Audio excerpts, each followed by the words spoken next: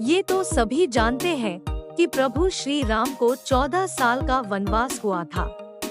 इस वनवास के बाद जब वह लौटे तो अयोध्यावासियों ने घी के दिए जलाकर उनका स्वागत किया।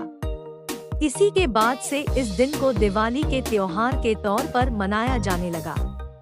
मगर क्या कभी आपने सोचा है कि राम को 14 साल का ही वनवास क्यों हुआ? 10, 12 या 13 साल का क्यों नहीं? तो दोस्तों चलो बताते हैं इस कहानी का सच। कैकेयी ने मांगा था 14 साल का वनवास। वाल्मीकि की लिखी रामायण के अनुसार कैकेयी की जिद की वजह से राम को वनवास हुआ था। दासी मंथरा के बहकावे में आकर कैकेयी ने राजा दशरथ से ये वचन मांगा। उन्होंने अपने बेटे भरत के लिए राजगद्दी तथा राम को 14 वर्ष वनवास देने का वचन मांग लिया। दशरथ ये हिंदी वचन देते वक्त बेहद दुख की अवस्था में थे, लेकिन वचनबद्ध होकर वह कुछ नहीं कर सके। राम भी इसका विरोध कर सकते थे, लेकिन उन्होंने भी ऐसा नहीं किया।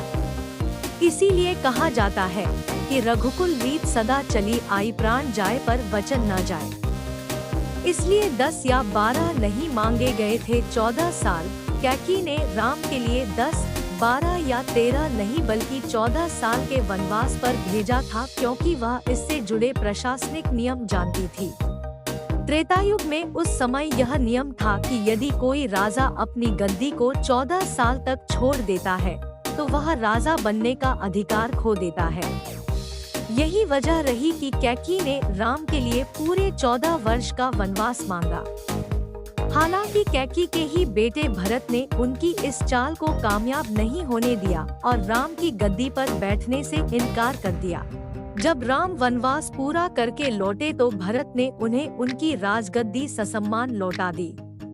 द्वापर युग में था 13 साल का नियम। द्वापर युग में यह नियम था कि अगर कोई राजा 13 साल के लिए अपना राजकाज छोड़ देता है तो उसका शासन अधिकार खत्म हो जाता है।